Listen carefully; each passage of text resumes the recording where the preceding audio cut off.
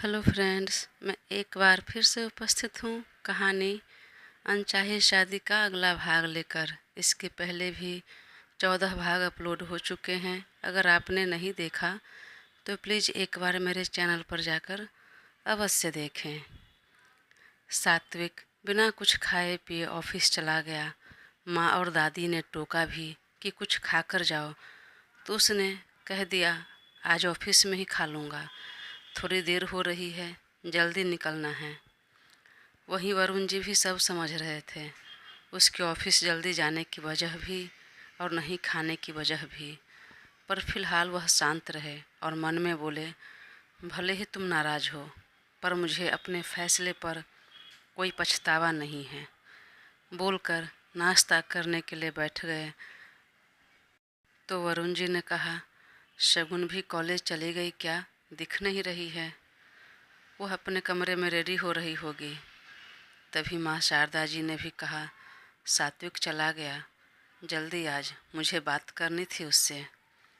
माँ, आपने सुना नहीं? उसने कहा कि आज जल्दी जाना है, मुझे कुछ काम है, इसलिए चला गया। वैसे क्या काम था, क्या बात करनी थी? कुछ अर्जेंट है तो कॉल कर लीजिए, नहीं तो रात को बात कर लीजिएगा। अरे वो मैं बोल रही थी कि बहू को लेकर कहीं चला जाता। शादी को हफ्ते भर से ऊपर हो गया और यह लड़का भी अपने काम में व्यस्त है और वह बच्ची भी पढ़ाई में। दोनों को समय तो मिलता नहीं है। हाँ माँ, आपका कहना सही है, पर यह बातें वे दोनों भी आपस में डिस्कस कर सकते हैं और बात करके अपना समय निकाल लेंगे ना। और वैसे भी सात्विक ने बिल्कुल सही कहा कि फ़िलहाल काम ज़्यादा है और एक बार काम छोड़कर जा भी सकते हैं, पर बहू की पढ़ाई वह तो नहीं छोड़ सकते। सब मिलकर यही बातें कर रहे थे, तभी शगुन बाहर निकली, अपने कमरे से रेडी होकर। हाई वेस्ट जीन्स के ऊपर चिकनकारी वाला कुर्ता पहनी थी जो कि फ्रंट कट था। बाहर आकर सबको गुड मॉर्निंग विश किया और चारों तरफ नज़र घुमाकर किसी को ढूंढने लगी। तब सोनी जी ने कहा, बेटाओ नाश्ता कर लो, और जिसे तुम ढूंढ रही हो वह ऑफिस चला गया, उसे देर हो रही थी, तो आज तुम्हें कॉलेज पापा छोड़ देंगे। वो ऑफिस जा रहे हैं तो तुम्हें ड्रॉप करते जाएंगे। शगुन को एक पल के लिए आश्चर्य हुआ, यह आज मुझे छोड़कर कैसे चला गया? रात को भी मैं पढ़ाई कर रही थी तो एक बार टोका तक नहीं, वह में भी नहीं जगाया, और अभी भी चला गया। हो क्या गया अचानक इसे? तभी वरुण जी ने टोक दिया, हाँ बेटाओ नाश्ता कर लो, आज मैं तुम्हें कॉलेज ड्रॉप कर देता हूँ।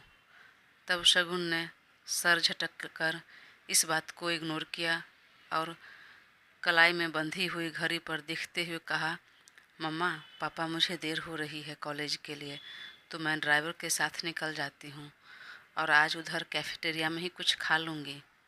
लेकिन तब तक दादी ने एक प्लेट में झटपट पोहा निकाला और चम्मच से उसके मुंह में डालते हुए कहा, कोई ज़रूरत नहीं है बाहर का खाने का, घर का खाओ, तुम कल भी लंच घर में नहीं किया। बोले कि बाहर करके आ गई हूँ दोस्तों के साथ।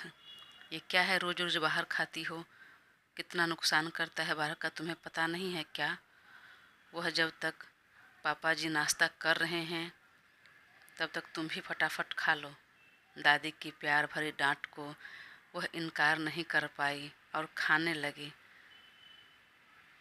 कुछ देर में दोनों ने अपना नाश्ता ख़त्म किया और वरुण जी ने कार की चाबी उठाते हुए बोले, चलो बेटा तुम्हें ड्रॉप करते चलता हूँ मैं। जी पापा। फिर उसने दादी दादू अपने सासू माँ को हग किया और बाय बोलकर वह भी निकल गई। रास्ते में वह वरुण जी से बातें करते हुए जा रही थी। उन्होंने पूछा, तुम्हारा एग्ज़ाम कब ख़त्म हो रहा है, कब छुट्टी हो रही है? नेक्स्ट मंथ पेपर है पापा, उसके बाद कुछ दिन की छुट्टी रहेगी, फिर सेकेंड सेमेस्टर की पढ़ाई शुरू होगी। ठीक है बेटा, पर ध्यान लगाकर पढ़ाई करना, आगे बहुत बड़ी जिम्मेदारी तुम्हें सौंपने वाला हूँ मैं, तो उसके लिए मेंटली प्रिपेयर होना शुरू कर दो। बचपना होना बहुत ज़रूरी है, लेकिन अपने काम, अपने गोल, अपने रिश्तों को लेकर सीरियस रहो। 22 साल की हो गई हो, इतनी छोटी बच्ची नहीं हो कि सही गलत तुम्हें नहीं समझे। ओके बच्चा। जी पापा, समझ गई। दोनों बातें करते हुए कॉलेज आ गए। तब शगुन कार से उतरी और वरुण जी को बाय बोलकर अंदर जाने लगे और वरुण जी भी अपने ऑफिस के लिए तब निकल गए। ठीक तभी अहान भी कार से उतरा तो शगुन ने उसे देखा और आगे बढ़कर हग करने के लिए आई, लेकिन वह उसे इग्नोर कर कैंपस के अंदर चला गया। वह चौंक गई। अचानक क्या हुआ, इसे इग्नोर क्यों किया? और वह भी उसके पीछे भागी। अहान, क्या हुआ? अरे रुको तो, तुम नाराज हो क्या? क्या बात हुई? इस तरह मुंह क्यों फुलाए हो? बात क्यों नहीं कर रहे हो? लेकिन उसने पलट कर नहीं देखा और सीधे अपने क्लासरूम में चला गया। तो वह भी पीछे भागी क्लासरूम में। तो देखा आज वह अलग सीट पर बैठा था। वह हमेशा से उसके पास ही बैठता आया था, पर आज नहीं बैठा। यह देखकर भी उसे आश्चर्य हुआ। वह झट से उसके पास गई, लेकिन तब तक उसके बगल में दूसरी लड़की बैठ गई। फिर भी उसने कहा, अरे अहान, क्या हुआ? तुम्हें यह क्या हो गया? और यहाँ क्यों बैठ गए? और मुझसे बात क्यों नहीं कर रहे? क्या बात हो गई अचानक? कुछ नहीं हुआ, और फिलहाल मुझे तुमसे बात नहीं करनी। और अभी सर आ जाएंगे, हमारे लेक्चर शुरू हो जाएगा, तो प्लीज़ शांत रहो और अपनी सीट पे जाओ। तब वह दोनों कंधा उचकाया और मुंह बना लिया। अचानक क्या हो गया इसे? और वह अपना सीट पर जाने लगी, लेकिन एक बार फिर पूछा, अरे आज रूही नहीं आई क्या? मैसेज तो किया था कि आऊँगी, पर क्या हुआ, आई क्यों नहीं? इस लड़की को भी न नहीं आना रहता है, तो झूठ क्यों बोलती है कि आऊँगी मैं? अरे आना और नहीं आना उसकी मर्जी है, और अगर उसने झूठ कहा तो तुम्हें क्यों बुरा लग रहा है? और क्या सिर्फ वही झूठ बोलती है, तुम नहीं झूठ बोलती क्या? अहान ने लगभग ताना मारते हुए कहा। क्या? मैंने क्या झूठ कहा? क्या झूठ बोला? और वह आगे कुछ बोलने लगी। तब तक सर आ चुके थे क्लास में, तो सब अपने सीट पर बैठ गए। कुछ देर के बाद जब क्लास ओवर हुआ, तब शगुन ने अहान की कलाई पकड़कर कैफेटेरिया में लेकर आ गए और बैठ गए। फिर दोनों ने एक एक कॉफ़ी ऑर्डर किया और बात करते हुए कहा, अचानक क्या हुआ? तुम्हारा मुंह क्यों लटक गया? कल तक तो ठीक था, फिर क्या हो गया? और मैंने क्या झूठ बोला? क्या झूठ नहीं बोला? तेरी शादी हो गई, और कल जो तुम्हें लेने आया था और छोरा भी था, वह तुम्हारे हस्बैंड थे। फिर तुमने यह बात छुपाई क्यों? बताया क्यों नहीं? मैं इतना गैर हूँ क्या? और ऐसी भी क्या जल्दी हो गई थी? तुम जो कि हमेशा कहती थी कि मैं शादी जैसे बंधन में नहीं पड़ने वाली, पूरी लाइफ में किसी एक के साथ नहीं रह सकती, वह इतनी जल्दी शादी के बंधन में बंध गई, और वो भी अरेंज मैरिज। तो शगुन चुप रह गई। अहान और शगुन बचपन से ही एक साथ पढ़ते आ रहे थे, तो अब तक वह मन ही मन शगुन को पसंद करने लगा था।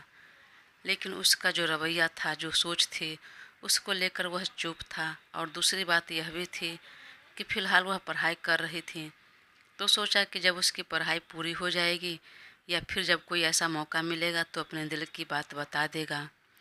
वैसे वो भी जानता था कि उसकी सोच कैसी है, वह शादी जैसे बंधन में विश्वास नहीं करती, लेकिन फिर भी वह अपने दिल की बात बताने वाला था, क्योंकि उसे लगता था एक बार उससे प्यार कर लेगी तो वह अपनी बात भी मनवा लेगा।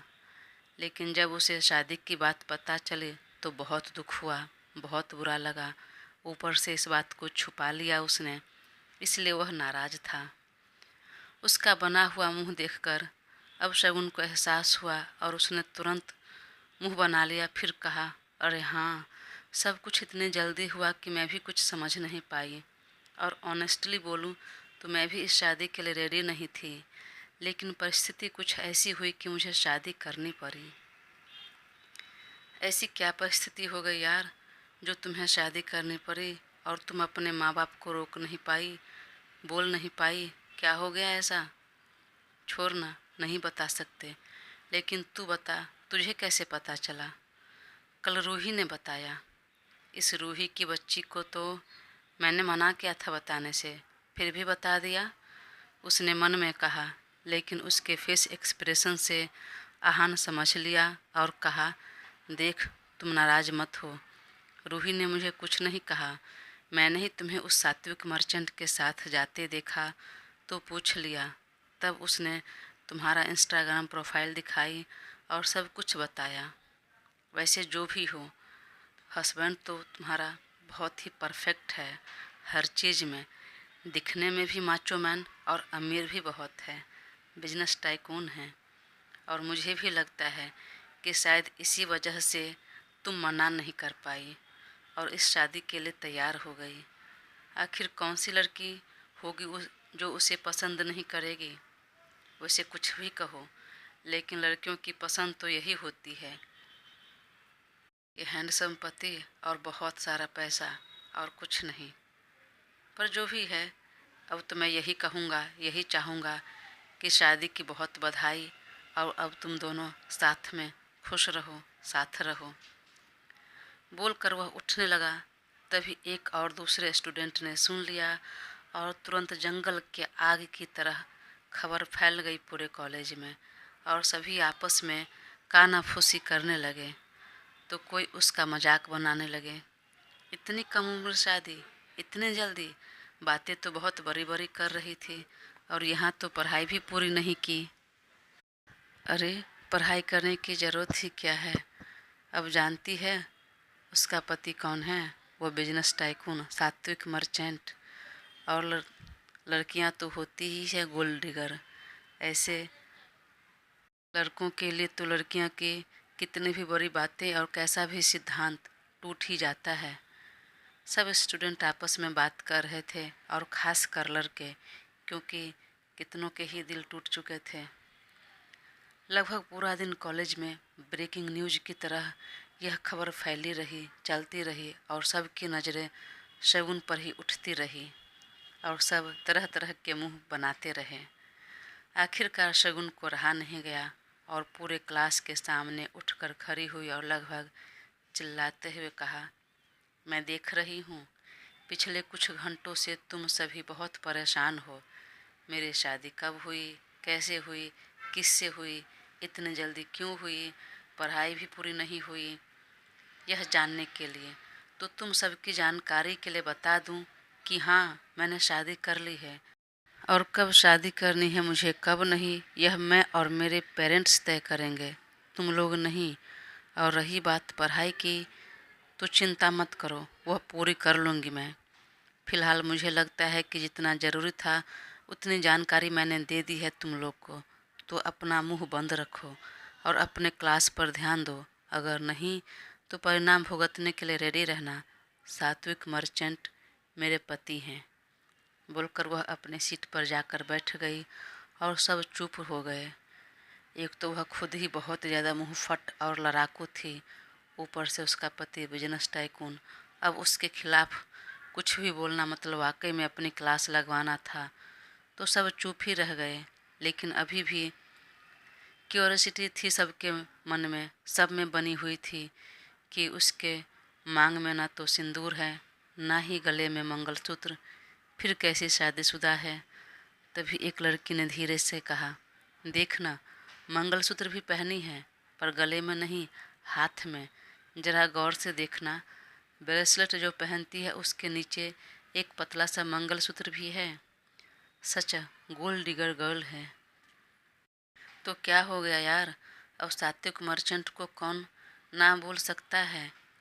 इधर शगुन ने बोल तो दिया, पर मन में बेहद गुस्सा था, और यह गुस्सा किसी और के नहीं, खुद के प्रति था। मैं भी न बेवकूफ़ हूँ, उसे सबक सिखाने के चक्कर में खुद का फजीहत हो गया। सच में हफ्ते भर ही तो हुआ है, पर मैंने क्या किया उसके साथ? कुछ भी नहीं।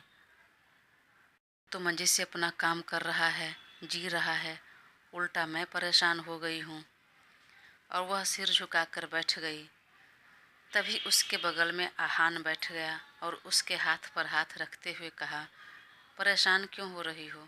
मुझे ऐसा लगता है कि तुमने कुछ गलत नहीं किया, और यह सब इसलिए मजाक बना रहे हैं कि कितने ही लड़कों का दिल टूट गया, और लड़कियां जल रही है, क्योंकि जैसा पति तुम्हें मिल गया है वैसे की चाहत उन सबको थी। तो तुम इन सब की बातों को इग्नोर करो और खुश रहो, और वाकई मैं भी तुम्हारे लिए खुश हूँ। पर शगुन ने उसकी बातों पर ध्यान नहीं दिया और मन ही मन कहा, क्या खाक धुयान दूँ, 3 महीने की तो शादी है। इधर ऑफिस में सात्विक गुस्से में तो आया था, लेकिन काम करते करते उसका गुस्सा खत्म हो गया और वह सामान्य हुआ। सुबह ऑफिस में ही नाश्ता भी किया और जब लंच का समय हुआ तभी अभिषेक ने कहा, सर आज मैम को लाने नहीं जाएंगे कॉलेज? नहीं, ड्राइवर चला जाएगा लाने के लिए। और उस रात जब वह घर आया तब वह सामान्य हो चुका था। अच्छे से घर में सबसे बात हुई और शगुन से भी पूछा पढ़ाई और कॉलेज के बारे में। उस रात में डाइनिंग टेबल पर दादी ने भी बोल दिया कि बेटा तुम लोग बाहर होकर आओ। तभी सात्विक ने एक बार फिर सामान्य तरीके से कहा, दादी फ़िलहाल मैं नहीं जा रहा हूँ, मुझे काम है और इसे पढ़ाई है। हाँ दादी, मैं भी फ़िलहाल नहीं जा रही हूँ। और धीरे धीरे यह सप्ताह बीत गया, वीकेंड भी आ गई।